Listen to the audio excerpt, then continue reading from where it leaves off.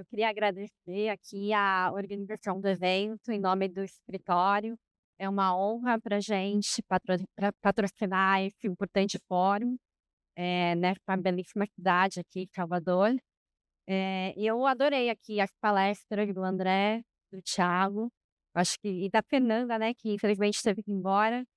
E vocês tocaram em pontos, né, super relevantes aí para o desenvolvimento da indústria de hidrogênio, de baixa emissão de carbono, especialmente o hidrogênio verde. Eu queria, antes de entrar para os debates por aqui, eu gosto de fazer um paralelo, né, da indústria do mercado de hidrogênio com o mercado solar e eólico, né, do setor elétrico.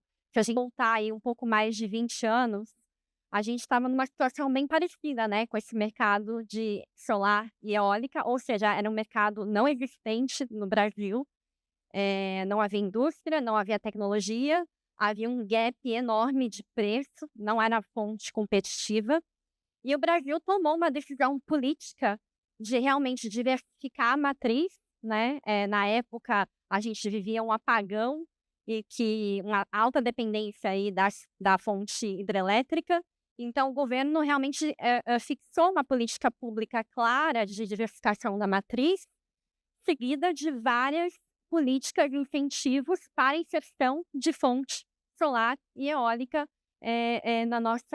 no nosso país. E esses incentivos, incluíram, políticas, fiscais, incentivos regulatórios, incentivos de demanda, né, foram criados programas específicos de contratação dessas fontes, todo mundo lembra do Proinfa, leilões regulados de contratação de energia elétrica para essas fontes, linhas de financiamento públicas, específicas, e por aí vai, né, rende, como o Thiago comentou. E a gente viu realmente em 20 anos, um crescimento exponencial aí, dessa indústria.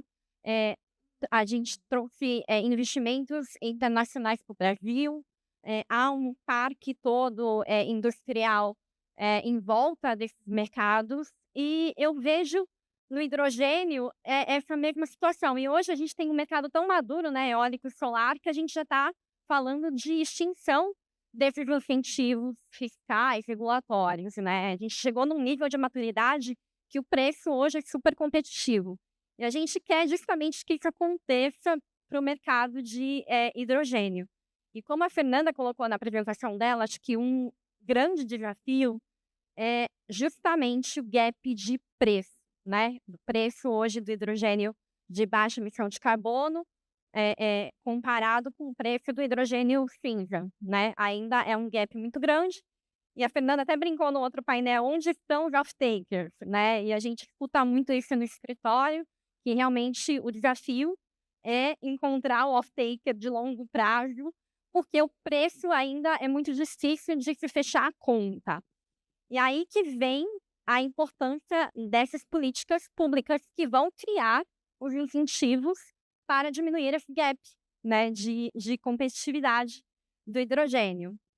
Então eu queria, aproveitando o André falou aqui muito do que a Bahia tem feito, né, muito importante aí o incentivo de ICMS na aquisição de energia elétrica para geração de hidrogênio verde, os incentivos de ICMS na aquisição de equipamentos solares, eólicos, e agora o PL que trata do plano aí da transição energética. Você comentou também, André, que vai ter um roadshow falando um pouco mais aí para investidores, sobre esse plano da transição energética, o que que vai envolver de forma concreta aí em políticas adicionais, né, para esse incentivo do hidrogênio. E eu queria que você tentasse trazer alguns spoilers pra gente, do que vai envolver em termos de medidas concretas, né, para trazer os investimentos aqui para o estado da Bahia. Nem deixa eu ver o que que eu posso falar, né, porque tem coisa que a gente não pode falar. Primeiro que o projeto estará em tramitação no legislativo, não seria ele pode sofrer alterações, né, então a gente tem que sempre cuidado, porque pouco não, estão querendo impor, o executivo quer impor o projeto ao legislativo, mas a gente tem uma boa relação. Eu acho que A gente tem alguns problemas na área fundiária que é um dos focos do projeto, é um problema generalizado que a gente tem no Brasil, na questão fundiária, da implantação de empreendimentos. Eu acho que esse é um foco que a gente está bem, bem maduro, mas mais especialmente, que é o que é importante, ele é um projeto genérico, e que vai ser regulado por decretos. Então é importante que a gente não vai ter um projeto de transição energética que tenha pretensão, um projeto de lei que tenha pretensão de abarcar todos esses mercados, né. Então, o importante é que ele vai ter os decretos reguladores, ele abre a possibilidade para os decretos reguladores, que a gente já está em processo de negociação focado na atração de investimentos, com cada um dos setores, seja de biomassa, seja de eólica e solar, também que precisa de novos empurrões, digamos assim. Quer dizer, o importante é essa percepção no mercado, que o governo da Bahia está agindo como sempre tem agido, como agiu nos últimos 20 anos, ou seja, antecipando as posições e tornando a Bahia atrativa. Então, a gente não chega na posição que a gente chegou hoje do nada, né. Então a Bahia chegou na posição de maior gerador de energia limpa do país, porque a gente tomou atitude lá desde 2007. Então, isso é bem fundamental. A gente está dando continuidade a uma antecipação de possibilidades, ouvindo o mercado, ouvindo quais são os problemas, quais são as carências. A gente tem muita preocupação também de não ser só como que a gente fala assim, destino de desova de equipamentos importados. Essa é outra coisa também que a gente tem essa percepção, que a gente acaba vendo muitos estados sendo destino e às vezes até fazendo operações de crédito com dinheiro nosso, com dinheiro brasileiro, e efetivamente não ter uma transferência tecnológica. Essa foi uma coisa que a gente falou muito, e temos falado muito nesses fóruns, seja de hidrogênio, seja de outros, da importância da transferência tecnológica no processo de investimento, e a gente fica também muito seguro no caso do hidrogênio, do preço final, né, o preço de venda, quanto é que é a garantia que eu tenho lá, assim, você faz um investimento de US$ 20 bilhões, o Estado entra com 10 em infraestrutura, e você não tem a garantia do preço final. Será que eu vou ter que subsidiar isso ainda na frente? Você produzir pode ser um prejuízo para o Estado, não um lucro, então não uma vantagem. Então, enfim, a geração de emprego vinculada a isso. Então, a gente deixa muita coisa amarrada, seja na biomassa, seja no hidrogênio verde, seja na repactuação de eólica e solar, muita coisa amarrada para os decretos. E aí isso que é o roadshow. O roadshow vai ser debater com cada um dos setores o que é que você precisa para investir na Bahia, que é o que a gente tem feito e é a característica do nosso governo. Ou seja, a gente sabe que a gente não tem todas as soluções para todos os problemas do mundo. A gente vai encontrar soluções juntos. Então, para eu se tornar a Bahia atrativa, como foi feito na eólica e na solar, a gente teve que debater e conversar com o mercado e trazer o mercado para junto da gente. E esse é um case de sucesso que a gente só faz dar continuidade agora. Esse é o nosso desafio. Então, não tem muito spoiler. O spoiler vão ter espaço para a gente debater e estudem a Bahia e nos digam também o que é que vocês precisam para vir para cá, porque a gente está estendendo o tapete vermelho para quem quer investir aqui. Essa é a condição. Com algumas condições, óbvio, né, que é essa que a gente tem colocado. Claro, obrigado, André. Bom, já colocando aqui pleitos de investidores, com certeza incentivos fiscais, né, isso vai ser um pleito certo aí da indústria, e linhas de financiamento, né, tá todo mundo também buscando entender quais serão as fontes de financiamento. A lei, como o Thiago comentou, trouxe, importantes mecanismos de financiamento, a debênture incentivada vai ser um deles, né, o BNDES também deve criar linhas específicas, mas os estados também, né, podem, angariar recursos aí para financiar projetos. Então, já deixando aqui alguns pleitos, de clientes aqui do. Só que a gente está num debate, num bate-papo, só porque eu me lembrei agora, estou você falando em financiamento, lembrei do Fundo Clima e a importância dele na consolidação, especialmente nos estados do Nordeste, especialmente regiões com biomas como a Caatinga, por exemplo, que a gente tem, que eu estou falando de centralização de produção, estou falando de centralização de economia. Então a gente vai precisar, e estamos na pressão do entendimento de onde esse Fundo do Clima, que é para proteger, em tese, está sendo aplicado. Então a gente fica muito preocupado com algumas tendências e estamos nos colocando nessa linha, ou seja, a gente precisa descentralizar não somente a economia baiana, como a economia brasileira, né. Então precisa desconcentrar, é bom para todo mundo, isso que é essa percepção que a gente tem. Então, é basicamente só para adensar que realmente precisa essa parte de incentivo fiscal. A gente tomou algumas já posições, já antecipamos algumas coisas e vamos buscar mais, né. Enfim. Obrigada, André. E Thiago, Deixa eu só acrescentar um ponto. Ah, acho que até para além do incentivo fiscal, tá? Assim, para além do incentivo fiscal, e eu vou citar 3 estados, só para não ficar só na Bahia, com quem a gente tem assim, as companhias de petróleo onshore têm uma ótima interlocução, e isso já é um dos pilares da segurança jurídica, tá? Para principalmente trabalhar projetos com honestidade, sentar, discutir e construir a solução viável, não é? Me chamou muita atenção no início aquele discurso do secretário Sodré, que ele falou: meio ambiente é isso, é o caminho do meio, é o caminho de sentado, discutir. E eu vou citar 3 dos melhores, e os 3 são nordestinos, tá? Bahia, Alagoas e Rio Grande do Norte.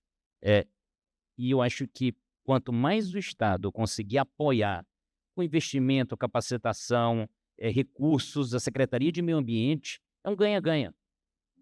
Secretaria de Desenvolvimento é um ganha-ganha, porque o investidor vai ter a certeza de que ele vai apresentar um projeto, aquilo vai ser analisado no seu tempo ordinário e vai ter aquela honestidade de discutir com os melhores profissionais capacitados aquele projeto, saber o que é gol ou não gol, e rápido, porque o investidor, ele urge por isso e a gente vê isso muito em algumas secretarias de meio ambiente, tá?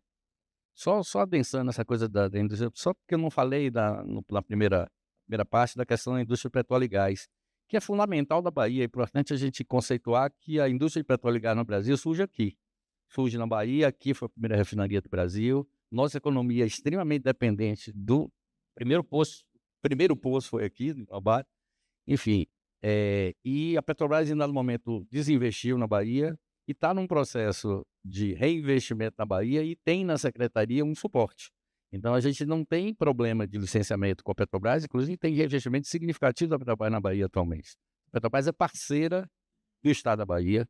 A Petrobras fez na Bahia agora o maior processo de conversão de multa ambiental da sua história. Então, a gente fez um processo com investimento direto. Esse recurso não vai entrar no caixa do Estado, eles vão ser investidos na questão ambiental. Então, e isso permitiu a gente ter uma política específica de reatração de investimento na indústria petróleo e gás, que, como você disse, é geradora de hidrogênio, a maior produtora de hidrogênio. Então, ou seja, esse conjunto de ações, e aí eu falo de forma muito animada com isso, porque quem é baiano tem a percepção de que a gente precisa dar um passo à frente. E quando eu falo que esse momento que a gente vive é um momento muito especial, eu falo de retomada dos investimentos da indústria de petróleo, que é que nos sustenta nos últimos 50 anos. E mais do que isso, vamos nos tornar o maior produtor de cacau do mundo, em cacau no Cerrado, em pleno sol. Ou seja, a retomada da indústria do cacau que sustentou a Bahia nos 40 anos anteriores a esses 50. Então, a gente tem a questão da produção de cana, a questão da produção de etanol. Ou seja, a gente está num momento mais favorável, sem dúvida alguma, o momento mais economicamente mais favorável da história da Bahia, para dar esse salto, para dar esse pulo, para dar esse avanço. Então, e agora o que a gente precisa é que todo mundo acredite nisso e que a gente vamos usar nossas ferramentas de Estado com responsabilidade para que a gente transforme esses indícios em realidade concreta e vamos trabalhar junto com todos vocês. Perfeito, ótimo. Thiago, e você que conhece muito bem, né, os trâmites, os processos da ANP, e você teve que correr com o final da sua apresentação, então queria te dar mais oportunidade aqui, porque eu acho importante o ponto que você colocou, né, que a lei dá uma diretriz clara que a ANP vai ter que analisar o caso concreto, independente da regulação. Eu acho que era um ponto de preocupação geral do setor, de que teriam que esperar toda uma edição, publicação de regulamentação nova pela ANP, e não é o caso.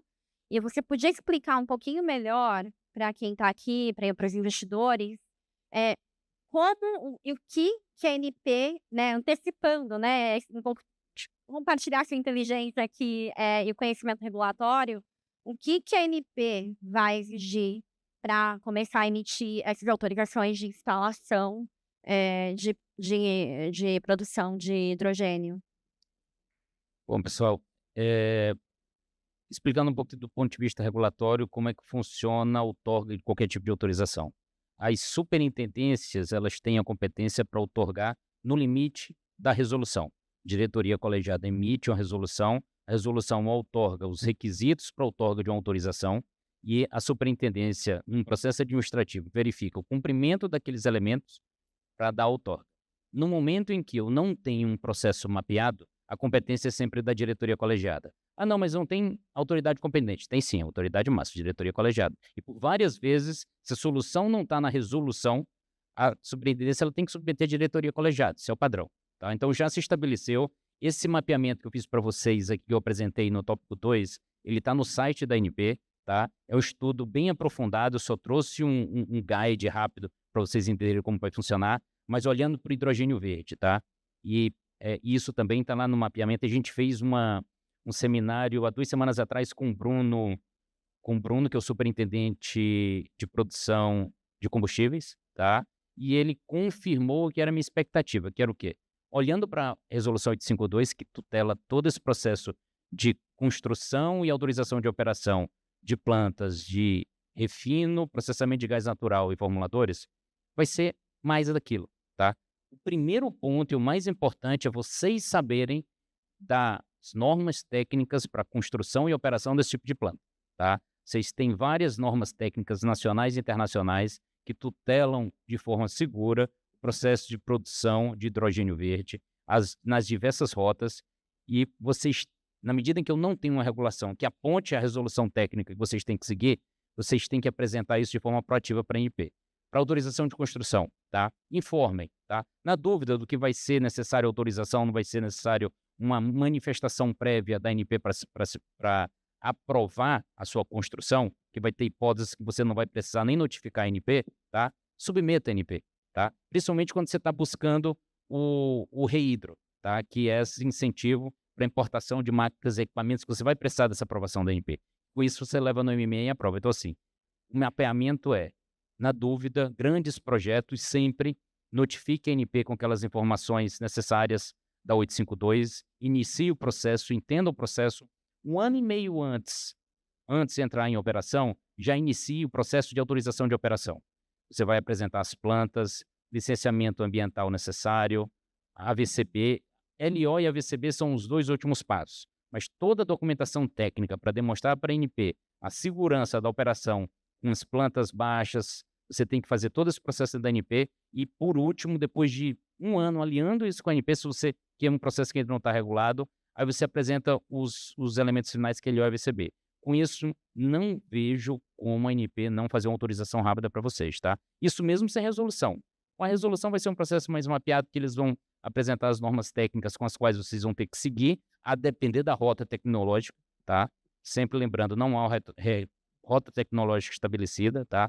A regulação da ANP, para quem não atua lá, a regra é uma regulação não prescritiva. O que é uma regulação não prescritiva? É porque eu não vou falar como o operador de uma refinaria ou como o operador de uma planta de hidrogênio tem que operar a planta. Ele tem que saber como é que opera a planta dele com segurança. Ele vai estabelecer os manuais de operação, ele vai submeter isso para a ANP e você vai operar, tá? Essa é uma regulação não prescritiva, mas fundada na common law. Como todo direito do petróleo, é um direito anglo-saxão. Então, assim, tenham a segurança de que vocês vão encontrar na ANP, no começo um pouco mais dificultoso por conta da carência de recursos, mas tenham certeza que a ANP vai ser uma fomentadora dessa atividade, tá? Bom, obrigada, Thiago. Obrigada, André. A gente já ultrapassou aqui o tempo, então agradeço a todos aqui, a organização do evento. Obrigada. Obrigado.